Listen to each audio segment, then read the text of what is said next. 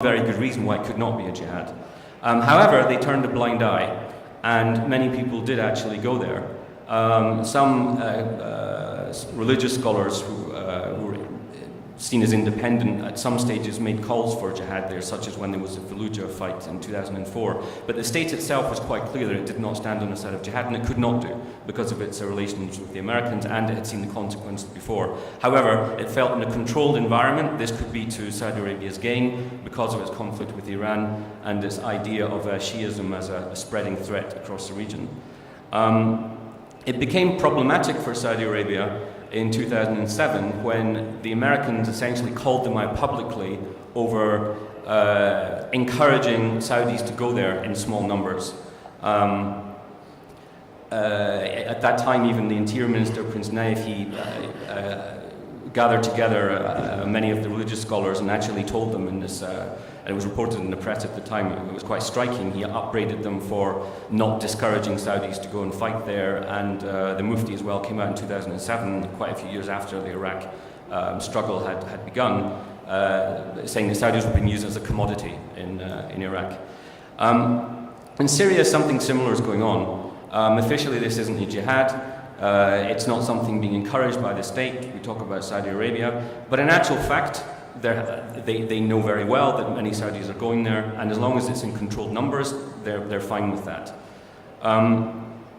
It's something that's tolerated. Obviously, Qatar's been involved in the funding and the support with arms and money for this fight in Syria, but there's no significant numbers of if any, actually, of Qataris or others from small Gulf states who have been going to fight there. Maybe some Kuwaitis are on the list, of course, but it's mainly Saudi Arabia we're talking about.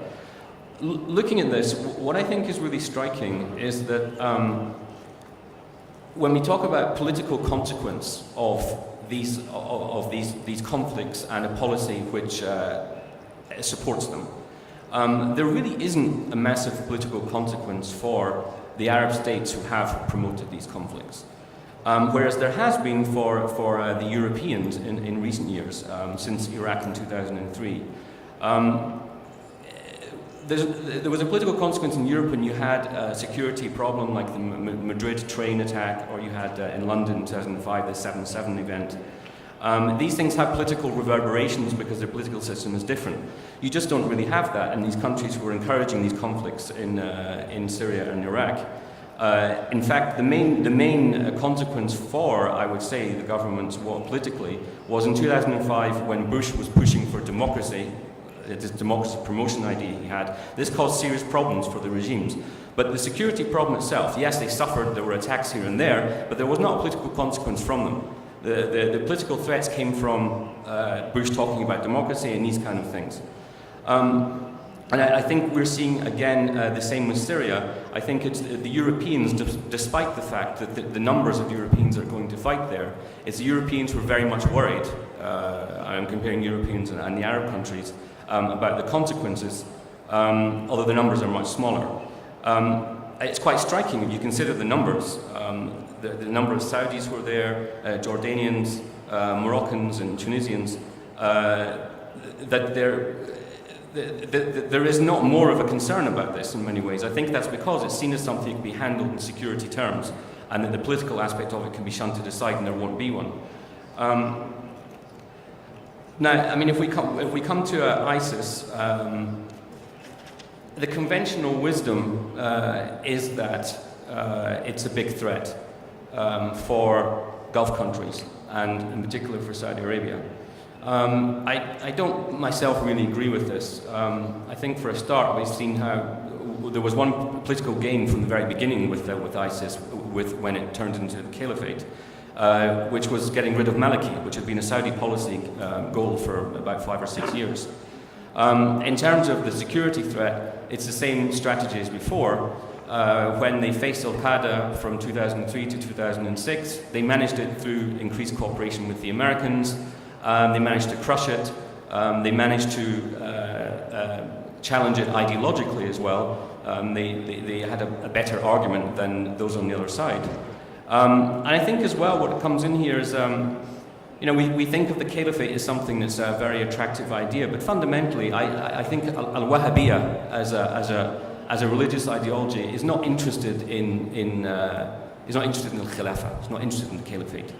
And you know, this is an ideology that's been promoted as state ideology in a country for a long time.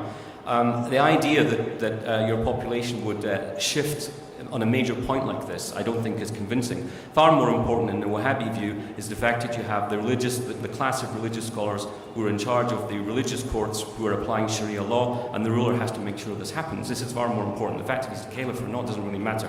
And in fact, in the Saudi view, of course, they wouldn't really want that, because then you get into discussions about what is the origin of this caliph. Is he from the Prophet of the family Quraysh, the family of the Prophet, or Quraysh? I don't think that it's an ideological threat for Saudi Arabia or a security threat. In fact, it increases their usefulness for the Americans, because they can have more cooperation with them on the security front, which is obviously very important for them and always has been, as their major patron. So I think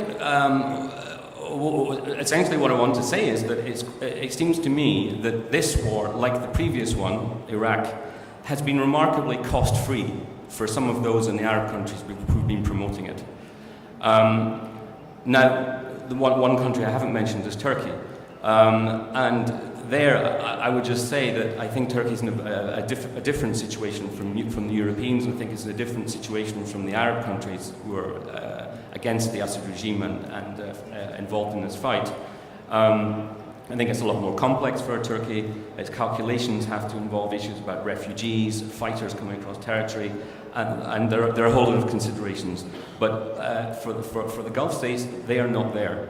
And I think that's something that I think is quite striking. A lot of other countries will pay a price for this, but not necessarily the prime Arab promoters of these wars. Thank you.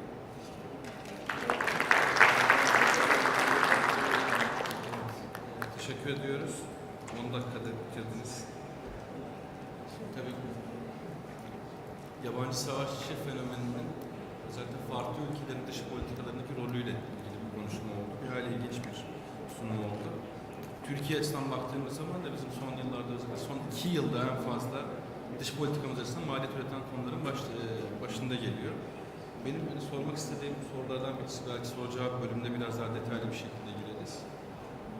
Ülkelerin dış politikalarından farklı olarak veya bunun da ötesinde küresel, BM başta olmak üzere veya AB gibi kurumlar, uluslararası birlikler açısından yabancı savaşı fenomeni nasıl değerlendirmek lazım? Yani BM'nin Suriye'de geliştirdiği politikanın bu sürece etkisi nedir? Belki bunu biraz daha detaylı konuşmak gerekecek. Teşekkür ediyoruz.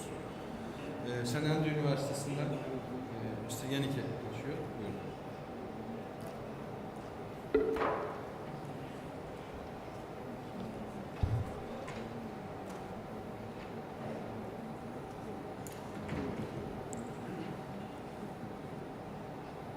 Thank you, Mr. Chairman. Dear panelists, members of the audience, it's a great honor to be here today. Western governments have been increasingly worried about foreign fighters traveling from Western countries to swell the ranks of ISIL. Of concern is the possibility that these fighters will return further radicalized, battle-hardened, and may be more likely to commit terrorist attacks in their home country. The recent attacks on the Jewish Museum in Brussels by a returning foreign fighter from Syria seems to have confirmed that these fears might be founded in reality. Also of equal concern is the prospect of individuals at home becoming radicalized by online propaganda and deciding to commit terrorist acts in a lone wolf fashion on their home soil. The attacks of Fort Hood, and more recently the attacks on Canadian soil in Montreal and in Ottawa, which caused the death of Canadian soldiers, have caused deep concerns amongst intelligence officials and policymakers. While these scenarios represent a serious threat that must clearly be addressed, they've largely overshadowed discussions about the role and impact of soft sympathizers in the West, further propagating ISIL's message. So from a small departure from the traditional framing of the problematic of foreign fighters, this research is going to seek to explain how these supporters decimate ISIL's message and what strategic function they fulfill. More specifically, I will argue that ISIL leverages the power of social media to create an echo chamber in an attempt to normalize its message. This represents a soft power strategy, which can be understood as an attempt to legitimize ISIL's existence. In order to provide an appropriate analysis of the ongoing and dramatic and dynamic phenomenon, I think it is necessary to begin with a brief overview of the evolution of jihadis in cyberspace. The history of jihadi presence in cyberspace or online is quite poorly understood. This is partly due to the fact that by the time that cyberspace began attracting the attention of policymakers and academics, the jihadists had already, the presence of jihadist groups online had already proliferated. Nonetheless, we can trace the first attempts of jihadists to leverage online to the first Chechen war with the establishment of Zam.com and Haldena.com. These platforms aimed at transmitting a version of events that differed from that traditionally offered by mass media, a version that came from the other side of the battlefield.